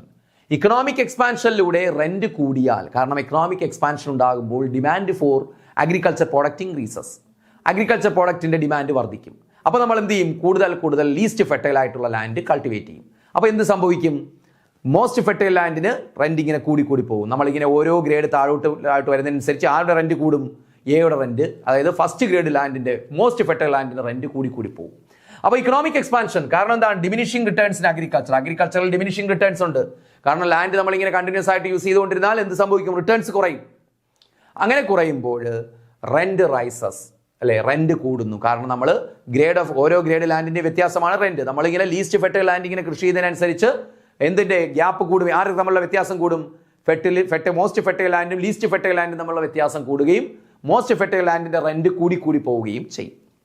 അങ്ങനെ റെന്റ് കൂടിയാൽ ഔട്ട്പുട്ടിന്റെ റെന്റിന്റെ ഷെയർ കൂടും. മനസ്സിലായില്ലേ? ഔട്ട്പുട്ടിൽ നിന്നുള്ള ആരുടെ ഷെയർ കൂടിയാണ്? റെന്റിന്റെ ഷെയർ ഇവിടെ കൂടി, കാരണം എക്കണോമിക് എക്സ്പാൻഷനിലൂടെ. അപ്പോൾ റെന്റിന്റെ ഷെയർ കൂടിയപ്പോൾ പിന്നെ വേജസ് ഫിക്സഡ് ആണ്. വേജസ് എന്തായാലും മാറത്തില്ല, കാര്യം സബ്സ്റ്റൻസ് വേജാണ്, അത് കുറയ്ക്കാൻ പറ്റത്തില്ല. ബാക്കി എന്തിലേ കുറവ് വരൂ? Profit tend to fall. Profit എന്ത് ചെയ്യും? കുറയും. പ്രോഫിറ്റ് കുറയും. കാര്യം റെന്റ് കൂടിയാൽ എന്ത് കുറയും? പ്രോഫിറ്റ് കുറയും. ക്യാപിറ്റലിസ്റ്റിന്റെ പ്രോഫിറ്റ് കുറയും. Okay. Falling profit discourage capital accumulation. Profit കുറയുന്നത് എന്തിനെ ഡിസ്കറേജ് ചെയ്യും? എന്തിനെ നിരുത്സാഹപ്പെടുത്തും? Capital accumulation. And economic growth leads to Ricardo's idea stationary state where growth ceases. അപ്പോൾ വേറൊന്നുമില്ല, റെന്റ് കൂടി പോകുന്നു. ഇക്കണോമിക് എക്സ്പാൻഷനിലൂടെ എന്താണ്? ആവശ്യകത കൂടുന്നു, കൂടുതൽ ഫെർട്ടിലിറ്റി കുറഞ്ഞ ലാൻഡുകൾ കൾട്ടിവേറ്റ് ചെയ്ത് പോകുന്നു. അപ്പോൾ റെന്റ് കൂടുന്നു. വേജസ് പഴയതുപോലെ തന്നെയാണ്. അപ്പോൾ റെന്റ് കൂടുന്നു. അപ്പോൾ ഏതിൻ്റെ അളവേ കുറയ്ക്കാൻ പറ്റൂ? പ്രോഫിറ്റിൻ്റെ അളവാണ് അവിടെ കുറയുന്നത്. അങ്ങനെ പ്രോഫിറ്റിൻ്റെ അളവ് കുറയുമ്പോൾ എന്താണ് സംഭവിക്കുക? അത് ക്യാപിറ്റൽ അക്യുമുലേഷനെ ഡിസ്കറേജ് ചെയ്യുന്നു. ഇത് റിക്കാർഡോയുടെ ഐഡിയ ഇക്കോണമിയെ എന്തിലേക്ക് നയിക്കുന്നു? Stationary state. നമ്മൾ ആൾറെഡി പഠിച്ചിട്ടുള്ളതാണ്. സ്റ്റേഷനറി സ്റ്റേറ്റിലേക്ക് നയിക്കുന്നു എന്ന് വെച്ചാൽ ഗ്രോത്ത് സീസസ്. കാരണം ക്യാപിറ്റൽ അക്യുമുലേഷൻ ഇല്ല, അവിടെ വളർച്ച സ്റ്റോപ്പ് ആകുന്നു. ഓക്കെ. ഇനി നോക്കുക, അദ്ദേഹം ടോട്ടൽ ഔട്ട്പുട്ട് എന്ന് വെച്ചാൽ ആരുടെയൊക്കെ കോൺട്രിബ്യൂഷൻ ആണ്? Rent, wages, profit. Total output എന്ന് വെച്ചാൽ ഇത് പഠിച്ചു വെച്ചിരിക്കുക. Rent, wages, profit. Total output 3ആയിട്ട് ഡിവൈഡ് ചെയ്യുന്നു. റെന്റായിട്ട്, വേജസ് ആയിട്ട്, പ്രോഫിറ്റ്. അതിന്റെ കമ്പാരിറ്റീവ് കോൺട്രിബ്യൂഷൻ ആണ് നമ്മൾ പറഞ്ഞത്. ഇതിൽ ഏറ്റവും കൂടുതൽ റെന്റായിട്ട് പോകുന്നു, വേജസ്. പിന്നെ പ്രോഫിറ്റിൽ എന്ത് വരും? ഏറ്റക്കുറച്ചിലുകൾ വരും. റെന്റ് കുറയുമ്പോൾ പ്രോഫിറ്റ് കൂടും, റെന്റ് കൂടുമ്പോൾ പ്രോഫിറ്റ് എന്ത് ചെയ്യും? കുറയും. വേജസ് ഫിക്സഡ് ആണ്, കാരണം എന്താണ്? അവർക്ക് സബ്സ്റ്റൻസ് വേജ് ആണ് കിട്ടുന്നത്. ഓക്കെ. ഇത്രയുമാണ് നമ്മുടെ തിയറി ഓഫ് ഡിസ്ട്രിബ്യൂഷൻ. അതിനകത്ത് എല്ലാ തിയറീസും നമ്മൾ പഠിച്ചിട്ടുണ്ട്. ഫസ്റ്റ് മൊഡ്യൂളിലെ ഈ ടോപ്പിക്കോടുകൂടി ഫസ്റ്റ് മൊഡ്യൂൾ തീരുകയാണ്. ഓക്കെ. നന്നായിട്ട് പഠിക്കുക. എക്സാമിന് വളരെ കുറച്ച് ദിവസങ്ങൾ മാത്രമേ ഉള്ളൂ. കോൺഫിഡൻ്റ് ആയിട്ട് പഠിക്കുക. Okay. Wish you all the best. Okay. Next question ഡിസ്കഷനുമായിട്ട് കാണാം. Thank U.